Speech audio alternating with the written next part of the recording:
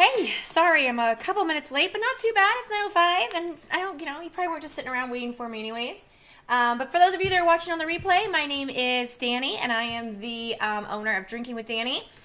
And I am just on a mission to help people dream outside of their current circumstances and imagine the biggest, best possible things they're meant for, and then help them design a path to chase those dreams. So I'm just a professional solution finder and dream chaser. Dream chaser. So one of the things I love to do is I get inspired and get inspiration from all over the place. And as I get it, I write down notes, and then I just love sharing those thoughts with other people. And I used to do this every Wednesday night. I got away from it. I discovered why I got away from it, and now I'm getting back into it. So every Wednesday night about 9, I'm going to be here with you with a happy hour, and bring a drink. Right now I'm just drinking water. I'm a little boring, but bring a drink and sit down with me and get inspired while you get ready to tackle the rest of your work week. So does that sound good? Well, good. I hope so. If not, whatever, you can go. But if you do like it, make sure you set an alert to have to know when I go live, so that you know, because I'm not always the most reliable about the 9 o'clock, but it's going to be 9-ish on Wednesday nights, and I'm going to always have something good for you. It might not always be for you, but it's for you. It's for one of you. Somebody out there is going to benefit from it. I know it. So I'm going to go ahead and just share this on my business page. And while I do that, let's just set a few ground rules for what these are going to be like. Ground rule number 1. I love talking, but I really love interacting. So if you could pick some comments on there, that would make me feel great. Rule number 2. If you like this, there's actually a like button for it. That makes me feel awesome. Even more awesome is when you share it. And you probably have friends or family that need some inspiration in their life. So, do them a favor and share this. It's going to be good for them. And then rule number 3 is, if you don't like it, I don't want to know about it. So keep your comments, your negative stuff to yourself. This is for my drinking buddies, my dream chasers. And so hopefully, you do enjoy it. So anyways, let's get talking. I was going to show this on my business page, but I can't figure out how to do that. Apparently it's more complicated than, oh, there we go. Okay, hold on. Let me just share it. Let me just share it on my page. Sharon, great. Hopefully you're doing the same. Share it with yours. Okay, great. So let's get into it. If you're just joining again, my name is Danny. I am the owner of Drinking with Danny. And I'm just on a mission to connect people, help that people dream outside of their current circumstances and connect them with ways to make those dreams possible.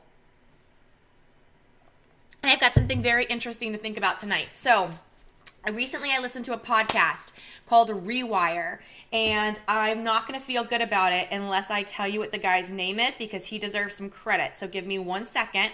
I know it's Ryan. It is Ryan Stewman. Podcast, Rewire. I very much recommend it if you like aggressive, in your face, like swearing all the time, telling you how it is, no sugarcoating. If you like that style of motivation, I highly recommend it. He does like almost daily podcasts. They're like 4 to 6 minutes long, and it's just a great way to start your day. It's about rewiring your brain so that you are ready to tackle the day and be really successful. Also, side note, if you don't like swearing, I'm going to do my best. I can't make any promises. I just want you to be warned. Okay. So I was listening to one the other day, and he was talking about sheep in herds. And I can imagine what it looks like. I don't really know why. I've never been around herding sheep, but I know what that looks like, and I've seen it on YouTube. So maybe you have, maybe you haven't, but when sheep get herded out of like their corral, and I'm not a farmer, so if I'm not using the right language, I'm not even sure if farmers and whatever, just go along with me, okay? So when they go out of their corral, massive amounts of sheep, like 100 sheep, all kind of, there's a leader, which I believe is like the dog or something, or the horse, the man on the horse, but there's somebody leads these sheep. And they all funnel out of this wide pasture and go through this little opening in a gate, and they just kind of get single file, and that's how they stay. Like, sheep are the ultimate herd mentality creatures. They are follow the leader, get in line, don't ask questions, just funnel through. That's just how they do it. And if you haven't seen, like I said, go to YouTube and see it. It's pretty amazing. And there was a study once done where these sheep got used to like the gate, the opening in the gate, and then they removed one of the fences, so it was actually like wide open on one side, so the sheep could have just gone out any way they wanted to, but they didn't. They just kept following the man on the horse and just funneled through. Because that's the thing about herd mentality, is once you know, you're always going to adapt the thoughts, actions, and beliefs of the people around you. Once you're in that rhythm, it's hard to break away from that, because the more everyone makes you feel like you're right or you belong, we are creatures who enjoy having communities and having that feeling of sense of belonging and like-minded people. And so we tend to put ourselves in herds of people that, think similar to us. And that becomes very, very comforting. That creates a comfort zone. Like these sheep. This is very comforting for them just to follow the man on the horse and just funnel out. Heaven forbid one of the sheep look over and see that there's no fence there and beeline to the front of the line. Like the sheep wouldn't do that. The sheep would not do that. That's not in their mentality. And what's interesting, as I've been doing some research on this topic and thinking, I wonder how much of that is at play for us as people, as humans. And the fact of the matter is, we are herd creatures. We do assimilate ourselves with people who think like us, or we adapt to the thinking of those people that we spend the most time with. In fact, there's a saying around really successful people that says, show me the top 5 people that you spend most of your time with, and I'll show you your future. Like that's who that's who you become, is those people you spend your most time with. So think about who your top 5 are. Like, who are you spending the most time with? Because herd mentality is no joke. When I put it in perspective, just kind of thinking this through, like, okay, so those are the sheep, I get it. But people, we have more common sense. We're more creative. We have bigger motivations. Like, I'm sure that that's not at play as much for people as it is for sheep, right? Like, it can't be. And then I recall the story I shared with you guys on a previous happy hour, and this is, bear with me here, it's going to sound weird, but I promise you there's a point. I was in a women's restroom at an event, not too different from the one I was at this last weekend. And it was a pretty big event. There were hundreds of people there. And when I went to the women's restroom, I walked in and you could see there was like 6 sinks on both sides, like 12 sinks total, lots of sinks, right? You'd follow that. And then in front of you was a wall of stalls. There was a wall of stalls here. And there was a line. There was 2 women waiting in line for one of these stalls to open. And I remember thinking to myself, that's weird. Like, there's like 6, 7 stalls here, but there's 12 sinks? Like, why would they do that? And why would they only have 6 stalls in a bathroom for the size of this meeting place that we're in? Like, none of this makes any sense logistically. And so I went out of the line and I kind of like looked down and I could see the stalls and there was a wall, and I kept walking. And when I turned around, there was a whole nother row of stalls. There was probably 50 stalls in this bathroom. I mean, there was maybe not that many, but there was like a lot. There was a lot more than these 6, probably 30 or so. So I went and grabbed the other girls and we came over and, peed, whatever. That's what you do in a restroom. But it got my wheels spinning because everybody was stopping and waiting in line, and nobody was thinking any of this through. It logically didn't make any sense. We had a motivation. We needed to pee. Like, there was motivation to explore the restroom, but nobody did it. And it wasn't until I listened to this podcast recently, this Rewire episode, that I thought, wow, that's what he means by herd mentality. Like, everybody just kind of stopped. That's just where the line was. And even though there was tons of other room, everybody just stopped, because that's what the people they were hanging around in the moment, what they were doing. And they just waited. So once I come to terms with the fact that, like, yeah, this is something we really need to look at, I started thinking to myself, you know who you spend the most amount of your time with? Like, really, like, I know you want to say your friends and maybe your family, maybe your spouse, but who do you really spend the bulk of your time with? For most of us, especially if you work a 40-hour, 50-hour, 60-hour a week job, The people you're spending the most time with are your coworkers. It's your coworkers, the people in your office, whether that be your employees, be your peers, be your boss. I don't know what your work looks like, but you're probably spending the majority of your time with your coworkers. And then let me ask you, when you put that in perspective, think about some of those coworkers you see a lot of the time. How positive are they? Are they good people? Are they excited to be there? Are they like wake up Monday morning before the alarm clock? Like, yeah, we're on a mission. Like, let's do this thing. Like, we're here. Because I know that in my past corporate life, now I've had some amazing teams and we've had a really good time. But I will tell you, I've never seen anybody skip into the office on a Monday morning.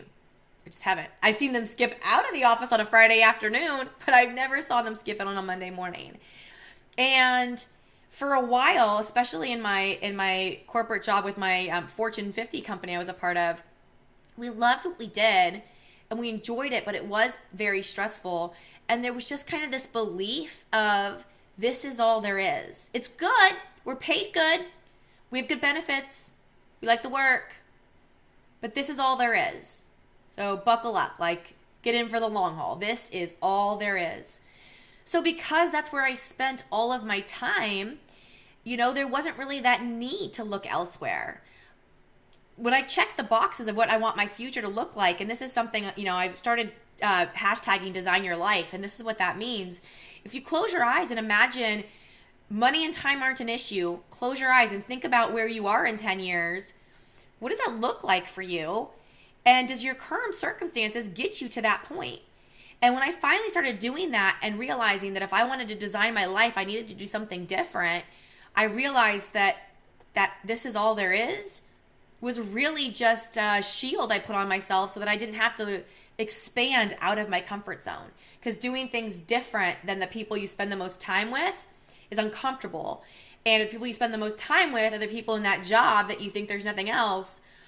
You're probably not going to be looking for other opportunities to be able to design your life and chase your dreams. That's your herd. That is your herd.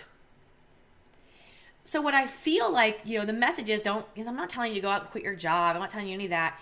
But where can you plug in? Because here's the thing. You're watching me right now on a Monday night, or you're watching on the replay or whatever, but you're watching me right now.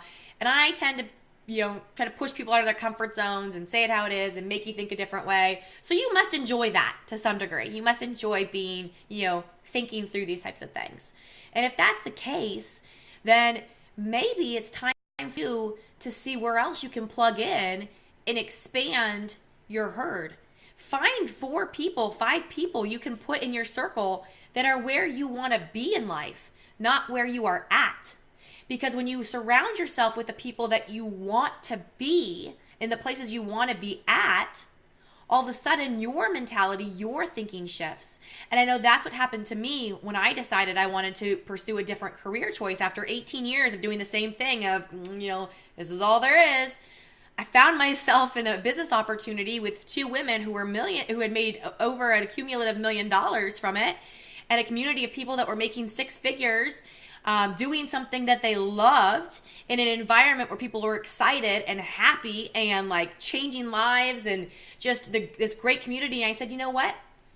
I'm going to switch my herd from the 9-to-5er stuck in the office to this herd over here. And within a couple of months, my mentality just shifted. It shifted into a whole new place. Now, I'm far from where I want to be.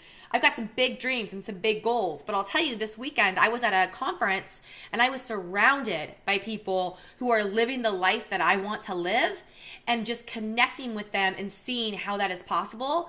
And I know that is a result. I was there this weekend because I chose to upgrade my herd about a year ago.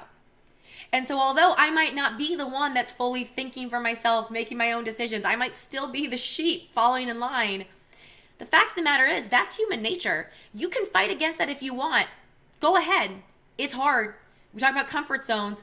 Our human nature is to follow suit, get behind the sheep. So what I would urge you to do, instead of trying to completely fight against that, which is a subconscious programming that is going to be very, very difficult to tap into without the necessary work, is make sure the sheep that you're following are going in the direction you want to go. Just make sure. Make sure that when the sheep that you are following are going in the direction that you want to go. And then buckle up for the ride and let them take you there. That's it from me. This has been Drinking with Dani's Happy Hour. I'm calling this series Design Your Life. I'd love to help you design your life. So if you want some help figuring out what that looks like and where you want to go, reach out to me. I'm your girl. But until next time, cheers. Make sure to like and share. And I will see you next Wednesday as we tackle a new topic. Bye.